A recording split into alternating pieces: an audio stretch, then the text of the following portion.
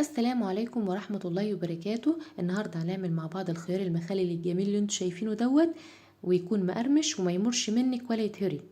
اتمنى تعملوا لايك وشير وسبسكرايب للفيديو والقناة على اليوتيوب. ويلا بينا نشوف المقادير مع بعض. معايا 1.5 كيلو خيار بلدي صغير، مش هنجيب خيار صوبات لانه بيتهري لان فيه نسبة مية عالية. ومعانا ربع كوباية خل، ومعانا مية مخلل من عند بتاع الترشي. وممكن نستبدل المية دي اللي احنا نعملها في البيت، هنجيب مية ونضيف لها معلقة سكر، ومعلقة السكر دي مادة حفظ بتحافظ على قرمشته. وهنزود ملح وفلفل احمر حراق، وهندقه او نضربه مع فص ثوم وشطه ناشفه، وممكن كمان نزود بابريكا لتعزيز اللون، وممكن كمان لو عايزه تزودي ممكن تزودي حبه البركه.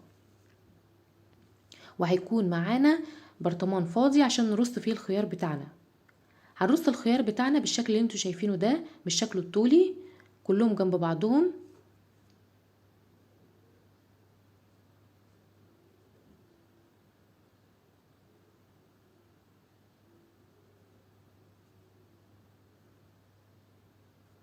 كده خلصنا الكمية من تحت، هنحط باقي الباقي بالعرض كده من فوق. كده رصينا البرطمان بتاعنا زي ما انتوا شايفين. هنزود بقى مية الترشي بتاعتنا، واحنا قلنا نستبدلها ازاي ونعملها ازاي في البيت. وهنغطي الخيار الموجود هنا عندنا، وهنزود ربع كوباية الخل اللي احنا قلنا عليها. وبس كده. وهتستني كمان يومين 3 وهتاكلي احلى خيار زي ما انتوا شايفينه كده. وممكن تحفظيه زي ما هو كده في التلاجة عشان ما يعملكيش ريم فوق الوش.